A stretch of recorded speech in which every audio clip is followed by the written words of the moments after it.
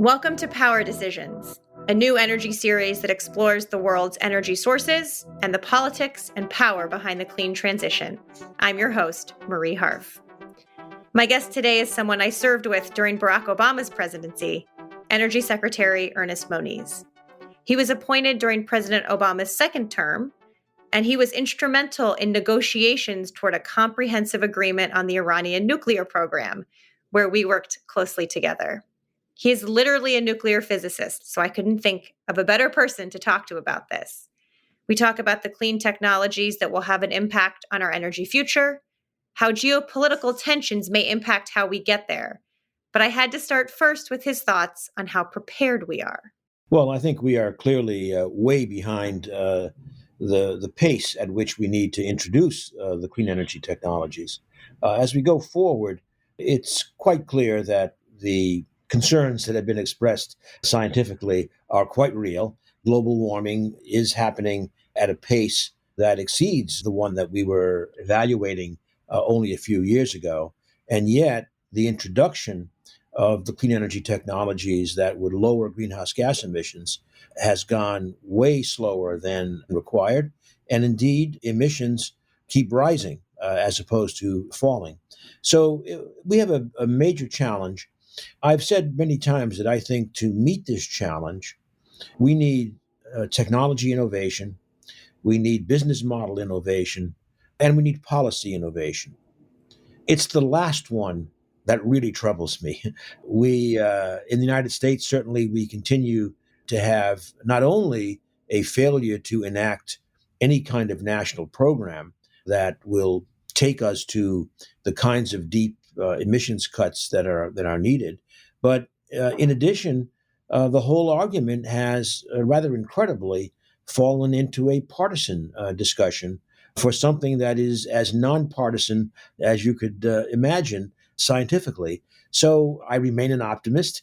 It's with mixed emotions, I have to say, that I think the driver that will tip us politically towards the solution space is going to be the continued rise in extreme weather, which of course is creating enormous challenges, economic challenges, human challenges, social challenges. And I think that increase in extreme weather eventually will drive our political system, our political so-called leaders to lead only because, frankly, the voting public is getting more and more concerned over the impacts. I think that's fascinating. It's almost policymaking by catastrophe. And you see that in places like Florida, where there are a lot of conservative politicians, but who see very, at a very firsthand level, the rising sea levels, these really significant climate events. I guess I know you're not a politician, and I don't want to be partisan here. You are an optimist, but we are in an election season facing the possible return of an administration under Donald Trump that was pretty hostile to clean energy solutions here. Do you still have that optimism facing that possible reality that the catastrophes will be so big and so great that we will actually act? Let me start by saying that over many years, independent of the political flavor in the White House or in the Congress, we have seen actually quite strong support for technology and technology innovation. Clearly, the problems arise on the policy side. For example, most students of the climate challenge would argue, and certainly economists would argue, that we need a price of some type on carbon emissions. That, of course, is a political lightning rod so far. So I think the combination of technology innovation, the fact that I believe that industry, business, is reacting with interesting new business models. The fact is, you mentioned obliquely, I think, the possibility that President Trump could be reelected and go back to some of the policies that he had in place. A reminder, when in President Trump's term from 2017 on, business did not deflect itself from its commitment towards lower carbon and to new business models. I do have optimism on the technology and business model innovation fronts. It's really on the policy front where we have been pretty much stuck.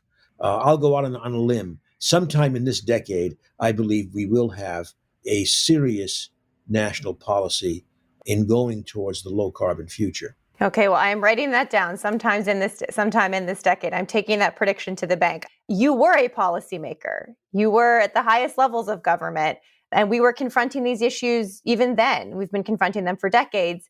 Are there things we could have done differently in the Obama administration? How do you look back at that? Well, of course, as you know very well, I was in the Obama administration in the second term. And I think that I personally would have liked to have seen more done in the first term. Now, when I became secretary in 2017, in 2013, excuse me, for the second Obama term, it was pretty early on. It was in June when the president made his Georgetown speech that committed the administration to a strong push on climate and clean energy in the second term, and that followed. I might say, as an aside, I remember that speech very, very well because it was outdoors at Georgetown, and it was an incredibly hot day, and it reminded us all about the importance of. It made it real. It made it real. Exactly. But then when the president made that commitment, that was followed through. For example, in 2015, of course, there was one of the more important COP meetings, the annual climate meeting, the one coming up in a few weeks in the Emirates. In 2015, that was in Paris, and that led to some significant, at least, elevation of commitments globally, including in the United States. But I would also remind people, in many cases, inform people, but in Paris, the French decided that the national leaders would come at the beginning of the meeting and not at the end of the meeting. So the first day of the 2-week meeting was when the national leaders were present. That included President Obama. And the announcement that President Obama made on the first day was about something called Mission Innovation, in which the United States had taken a lead. France and India were also early on members. So this was the first time, really, in the international context, that clean energy technology innovation was put at the center of climate response. And 20 countries and the EU committed at that time. There are more countries now. It remains a strong initiative looking at ways to collaborate internationally on clean energy. So in that term, President Obama's second term, I do think that we made some substantial progress on the technology front and on the policy front. In particular, on the policy front, I also would remind that in 2015, the Clean Power Plan was put forward to dramatically reduce emissions from the utility sector. Well, the fact is that that rule was then ruled out in the next administration. Therefore, it is not in effect.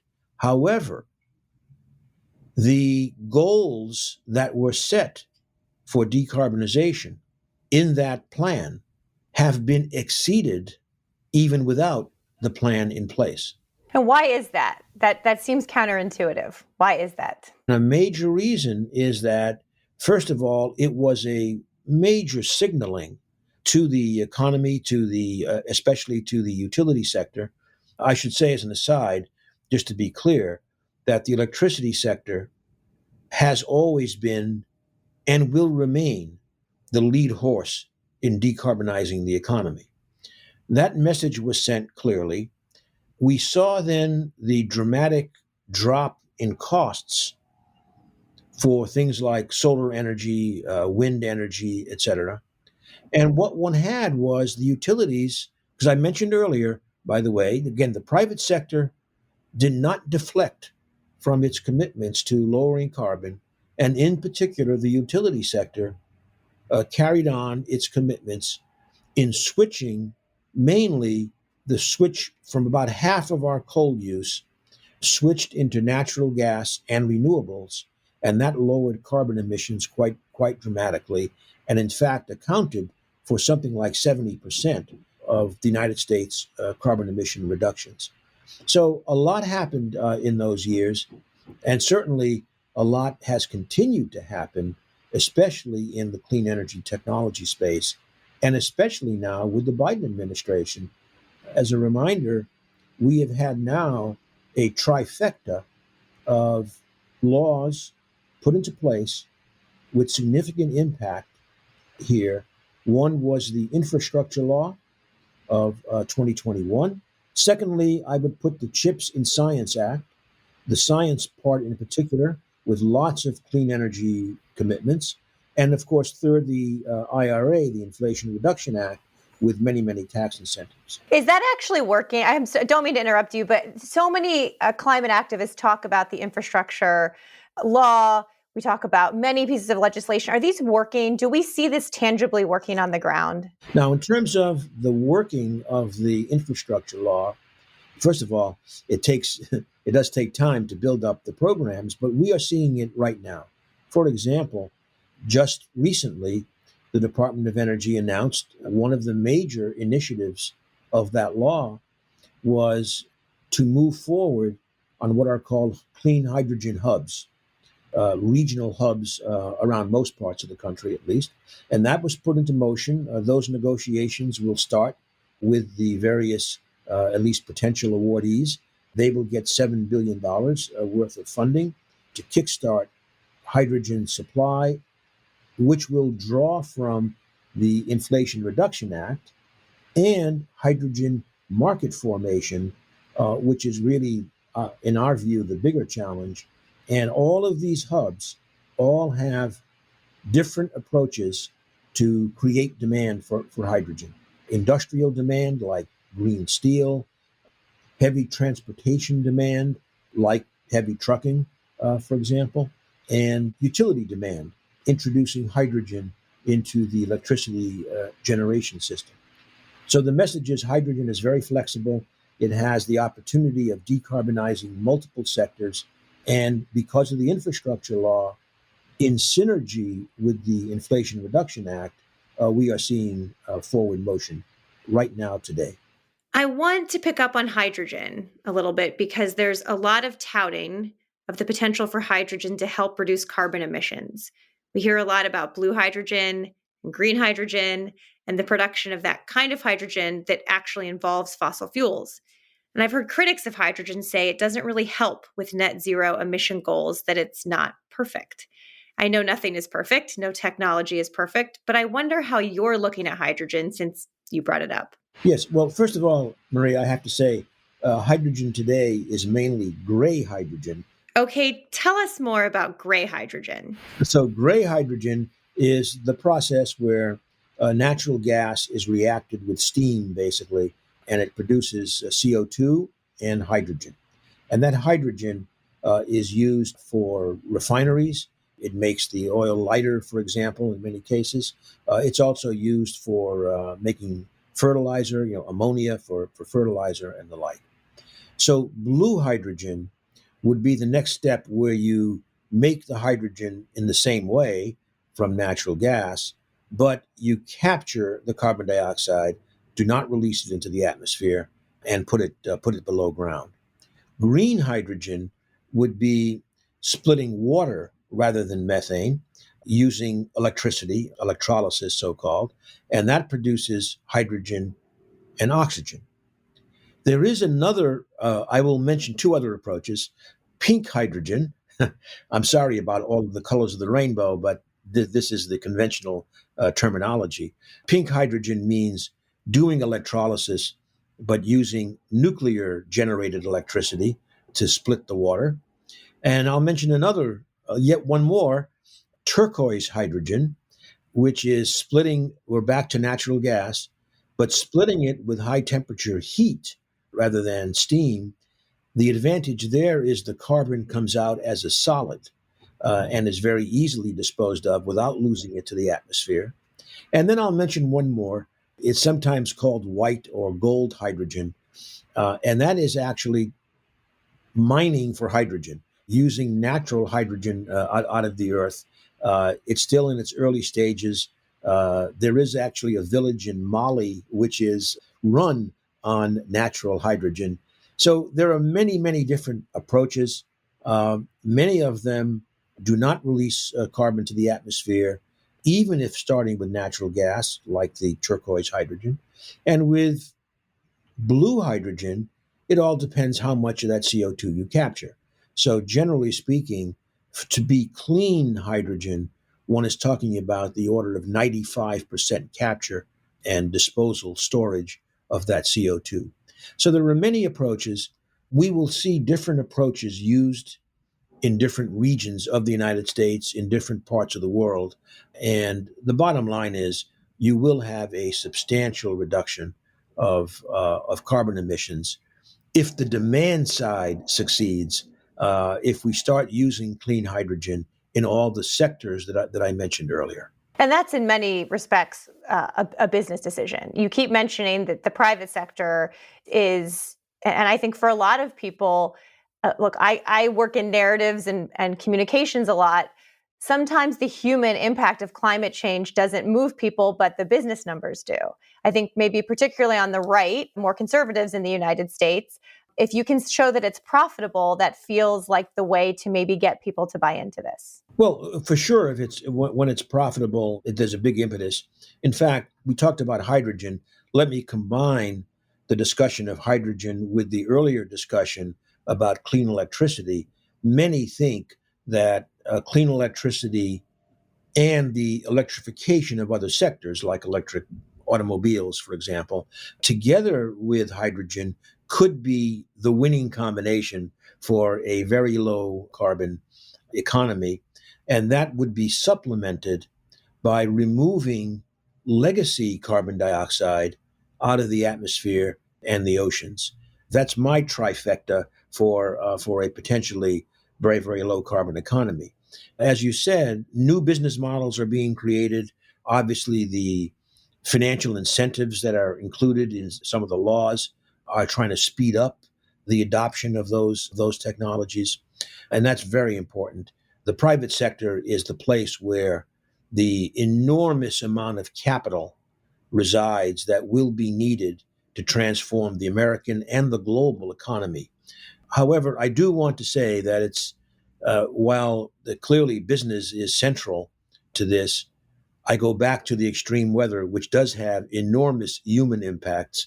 And that's where, again, to repeat, I think we will see the tipping point politically to bring all of this together. I'm glad you brought up the global economy because I want to transition a little bit to some geopolitical questions that are related. I'm curious your thoughts on how much you think the war in Ukraine has set back Europe's energy transition and sort of their commitment to making some of these same investments. Obviously, there have been, both in Ukraine, but other parts of Europe, severe consequences from the war with Russia. Also, of course, what's happening in the Middle East right now. So I think sometimes people feel like we have to choose between geopolitical realities and addressing climate change. How do you puzzle through that? Well, first of all, in Ukraine, obviously the major issue was essentially the near stoppage of natural gas exports from Russia to Europe. That required a huge reorganization of the global gas markets, and there was a period of extremely high natural gas prices. By the way, United States LNG, of course, played a major role in getting Europe through what would have been a very, very difficult time if it weren't for the combination of new liquefied natural gas coming on the market, combined with a relatively warm winter in Europe, which was a major factor. And which proves your point. It's unseasonably warm all the time now. It has been unseasonably warm. As you know, every month, basically, we are breaking records for the hottest month on record. And that, in turn, is connected to the increase in extreme weather and all of that. Going back to the Ukraine situation, it clearly led to some additional coal use, for example, in Germany. But what is less often said is that very high spike in natural gas prices caused many developing countries, also shift to more coal. So in the near term, there was clearly a negative effect with regard to carbon, not to mention, obviously, the great suffering that continues in Ukraine. However, for the longer term, what the Ukraine situation has done is recommit Europe and others to the low carbon future, because energy insecurity is all about carbon. Wind and solar and nuclear, etc., do not create energy insecurity. They contribute to energy security. It's the imports of fossil fuels that put economies at risk if there is dislocation. Similarly, in the Middle East, if the situation in Israel and Gaza and the region develops into a wider war, which obviously we all hope will not happen, that does put at risk, of course, major sources of oil to the world. But again, it would be the same thing. I think there would be a very, very bad shock to economies globally. But for the longer term, it would drive home the lesson. We need to transition our economy to low carbon, and that will be good for energy security as well as climate. I hope that people fighting in these wars, people affected by them, are looking at the long term. I think it's often very hard from a policymaking perspective in the middle of such a crisis, but I think you're right. I would be remiss not to ask you about the role that nuclear energy can play in the transition.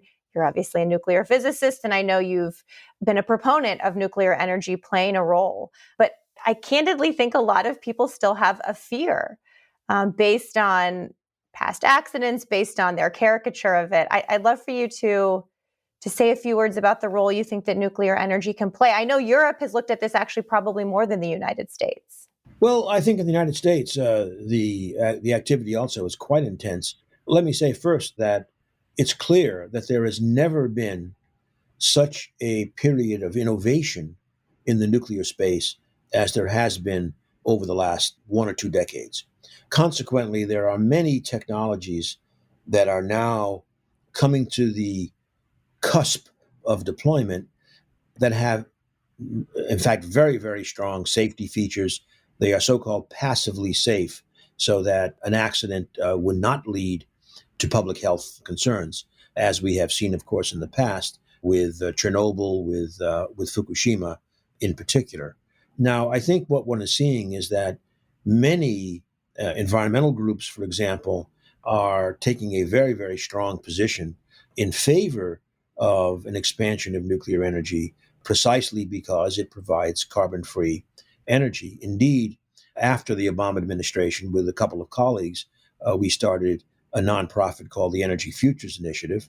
I'm also involved leading the Nuclear Threat Initiative. And those two organizations, plus the Clean Air Task Force, a well-known environmental organization, we have worked together and will be presenting together at the upcoming climate meeting in the Emirates on nuclear power, and trying to put forward a playbook for how the many countries that are considering launching nuclear programs can do so economically, safely, and responsibly. So I think we are at we will see much more discussion of nuclear energy at the upcoming climate meeting in the Emirates than we have seen in past climate meetings. Now, whether that translates or how rapidly that translates into an expanded deployment, we will see. But the general expectation is that to be material in impacting the climate challenge, nuclear power will need roughly a tripling by mid-century, certainly doubling, perhaps tripling, which is not unlike the kinds of major expansions also talked about for renewables, for example. However, let me also mention that in the nuclear case, let me mention just two things quickly. One is that some of the new technologies, the so-called Generation 4 technologies, often have much higher temperatures of operating. And that means that in addition to electricity, they also will have uses in supplying heat for industrial operations. And secondly, nuclear is generally taken to mean strictly nuclear fission, splitting uranium to make electricity. But I do want to make sure we don't lose track of the enormous progress going on nuclear fusion, taking light elements and fusing them together to release huge amounts of energy.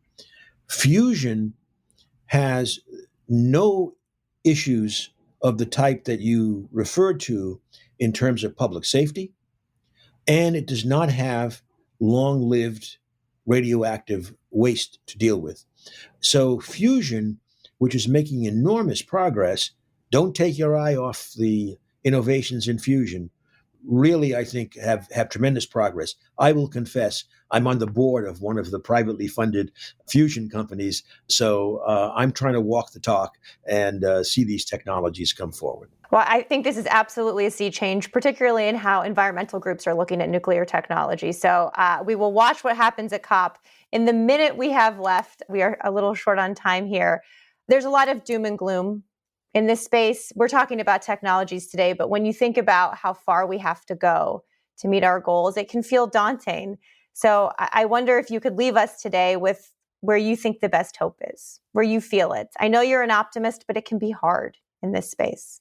I do think that we are going to have to face the fact, and I think we are, in the COP context, getting more and more attention paid to the fact that even as we bend the curve on emissions and do limit the growth of global temperatures, we will also need to have, in parallel, a major focus on adaptation.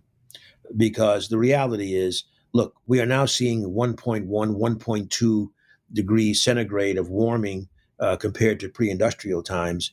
And just look around us and we see these dramatic impacts in terms of storm intensities and flooding and droughts and wildfires and all that extreme weather that we discussed earlier on. So we are going to have to adapt, even as we do not, lose sight of the importance of mitigation of these climate effects as, first of all, the most effective and least expensive way of addressing climate change, that is mitigation. But we'll have to adapt too. We'll have to have some seawalls and we'll have to have some other, it may sound low tech, but other ways of addressing the impacts that our societies and our fellow citizens are suffering from already. And unfortunately, there will be more of that as the temperature continues to rise before we manage to stabilize it. That was former Energy Secretary Ernest Moniz. Thanks for listening to the special energy series where we explore the world's energy sources and the politics and powers behind the clean transition. We'll drop new episodes here every month. I'm Marie Harf. See you next time.